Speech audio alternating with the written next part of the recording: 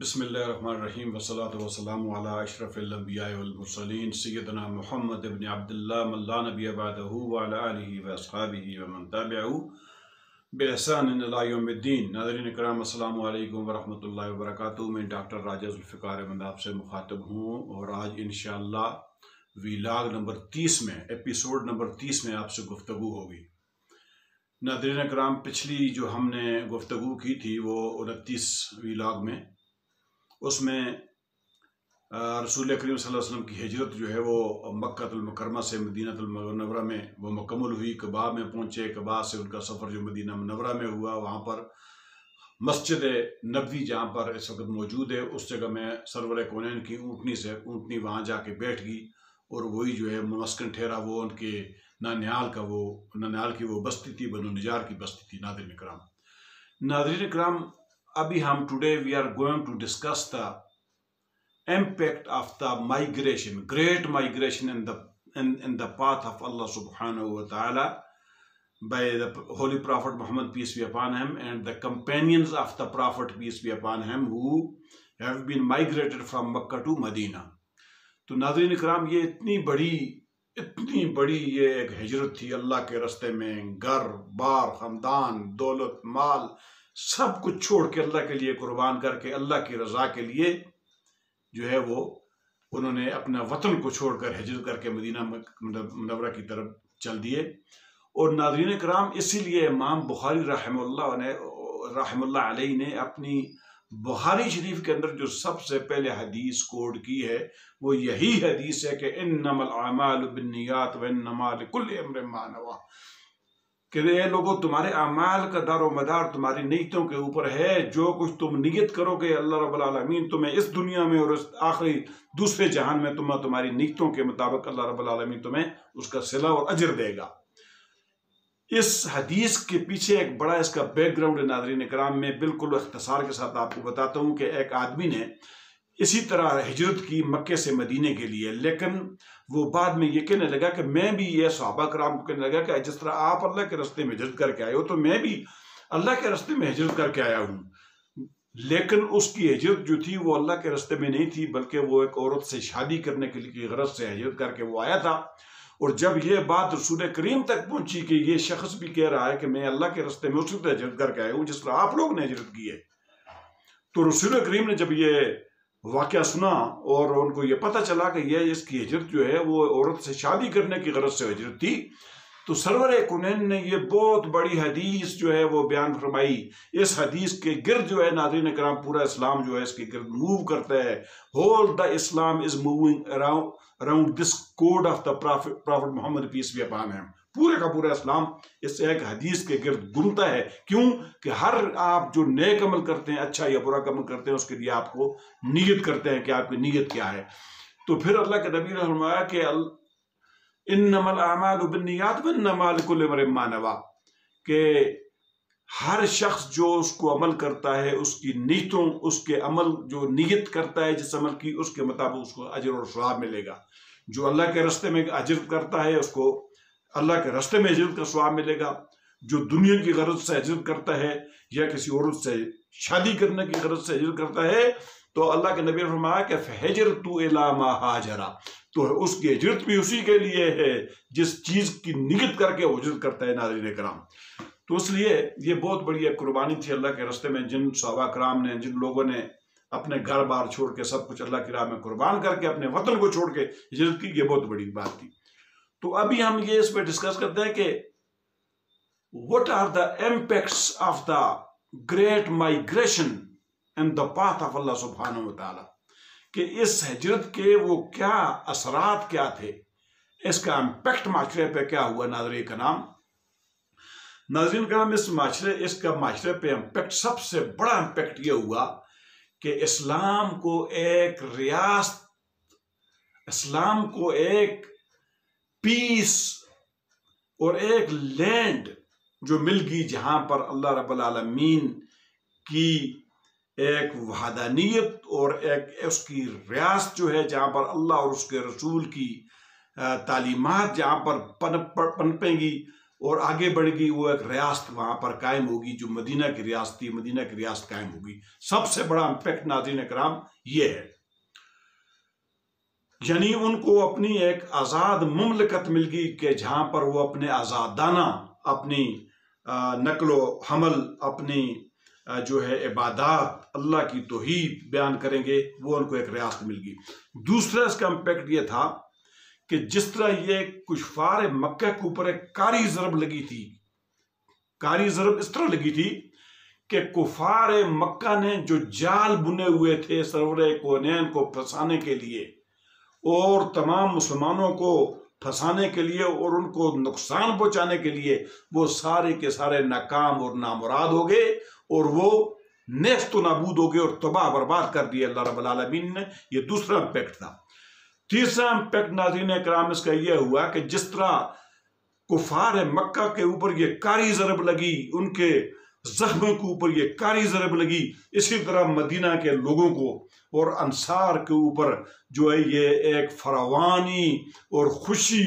کے ایک باب کھل گیا ان کے اوپر، اور ان کے اندر وہ ہستی چلی گئی مکہ سے جو ہجرت کر کے مدینہ کے اندر وہ ہستی چلی گئی کہ جس ہستی کے لیے جو ہے وہ کائنات کی ہر چیز جو ہے، ہر چیز ان کو مرحبا کہہ رہی تھی، وہ ہستی ان کے میں چلی گئی۔ تیسرا جو اس کا امپیکٹ ہوا ناظرین کرام کہ ریاست قائم ہونے کے بعد معاشرے پر اس کا یہ امپیکٹ ہوا کہ لوگ جو پہلے پس پردہ عبادات کرتے تھے یا دین کی طرف مائل تھے یا دین کو سمجھنے کی کوشش کرتے تھے لیکن اس کا اظہار نہیں کر پا رہے تھے، تو اللہ رب العالمین نے ان کو یہ موقع فراہم کر دیا کہ اب آپ اپنا کھل کر اظہار کریں، اپنی دین کی کھل کر پرچار کریں، اپنے دین کی جو ہے اس کا اعلان کریں کہ آپ مسلمان ہیں اور آپ اللہ کی وحدانیت پر اور محمد مصطفیٰ صلی اللہ علیہ وسلم کے آخری نبی ہونے پر آپ ایمان رکھتے ہیں، اور اس کے اوپر آپ کا عقیدہ ہے کہ اللہ رب العالمین کے ساتھ کوئی دوسرا شریک نہیں، وحدہ لا شریک ہے، اس کے بغیر کوئی عزت اور ذلت کا مالک نہیں، نفع نقصان دینے والے اللہ رب العالمین کی ذات ہے، اور محمد مصطفیٰ صلی اللہ علیہ وسلم اللہ کے آخری نبی ہیں، ان کے بعد کوئی نبی آنے والا ہے ہی نہیں ہے۔ ناظرین کرام، اس طرح چوتھا امپیکٹ یہ ہوا کہ مدینہ کے اندر جو دوسرے قبائل آباد تھے یہودیوں کے دل کے اوپر بھی ایک چیز داغ بیٹھ گئی کہ اسلام ان کی کتابوں کے اندر جو تھا لکھا ہوا کہ ایک نبی آئے گا، ایک نبی آئے گا، تو وہ اس بات کو تلاش کر رہے تھے کہ واقعی وہ چیز ہے، لیکن اس کا اقرار نہیں کر رہے تھے، لیکن ان کے اوپر بھی مدینہ کے اندر ایک داغ بیٹھ گئی، داغ ان کی۔ اور پانچواں امپیکٹ ناظرین اکرام یہ ہوا کہ اسلام کو ایک وہ فضا مل گئی، مسلمانوں کو ایک وہ زمین مل گئی، ایک ریاست مل گئی جہاں پر وہ اللہ کے دین کی تبلیغ کھلے عام آزادانہ طور پر وہ کر رہے تھے، ان کو کوئی روکنے والا ٹوکنے والا نہیں تھا۔ جس طرح مکہ کے اندر وہ لوگ کفار مکہ روک رہے تھے، ٹوک رہے تھے، اس طرح وہ چیز یہ ہیں وہ بادل چھٹ گئے، اب انہوں نے کھلے عام دعوت و تبلیغ کا کام ناظرین کرام شروع کر دیا۔ ناظرین کرام، اس کا چھٹا امپیکٹ یہ ہوا کہ چھٹا امپیکٹ اس کا یہ بنا کہ 9 مسلم جو تھے جنہوں نے اسلام قبول کیا تھا، جو تذبذب میں تھے، بین لا حول لا الہ الا ولا الہ الا،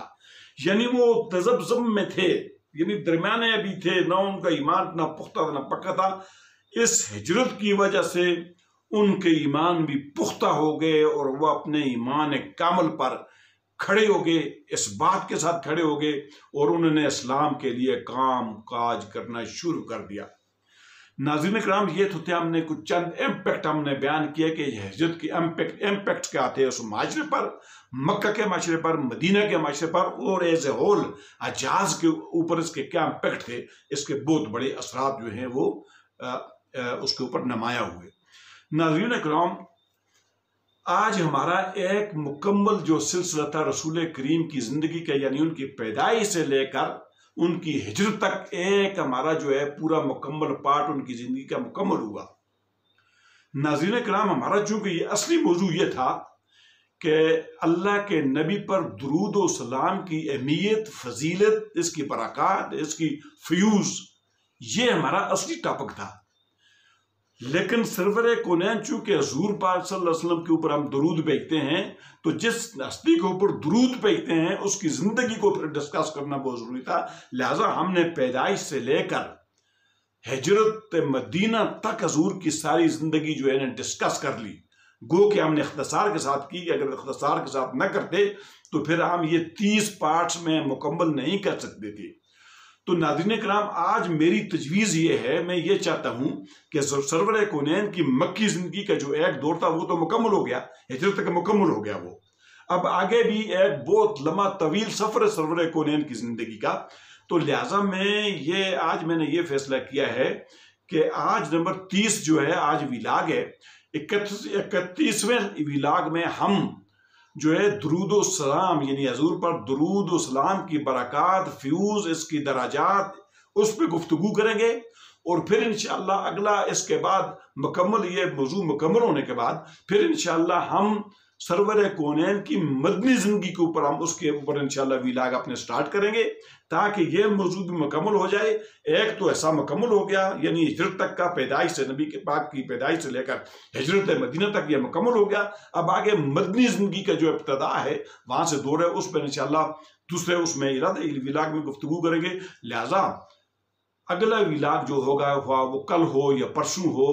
ویلاگ نمبر 31 کے اندر انشاءاللہ ہم درود و سلام، جو درود پڑھتے ہیں سرور کونین پر، اس کی اہمیت پر گفتگو ہوگی، اس کے فیوز پر گفتگو ہوگی، اس کے برکات پر اس کی انشاءاللہ گفتگو ہوگی۔ اور یہ ہم گفتگو کریں گے کہ کن کن مقامات پر درود پڑھنا واجب ہے، لازم ہے، اور اس کی کیا کیا جو ہے اہمیت کیا ہے، اور اس کے جو کتنے فائدے ہیں، دنیا میں اس کے کتنے فائدے ہیں، اور پھر آخرت میں اس کے کتنے فائدے ہیں، انشاءاللہ اس پہ بات ہوگی۔ تو لہٰذا آج کی اس ویلاگ میں، ویلاگ نمبر 30 میں یہاں پر ہم رک جاتے ہیں۔ انشاءاللہ کل سے ہم درود السلام کی اہمیت پر بات کریں گے، اور انشاءاللہ پھر اس کے بعد سرور کونین کی مدنی زندگی کا آغاز کریں گے، اگلے دوسرے ویلاگ میں شروع کریں گے۔ تب تک کے لیے اجازت چاہتے ہیں۔ وآخر دعوانا ان الحمدللہ رب العالمین، والسلام علیکم ورحمۃ اللہ وبرکاتہ۔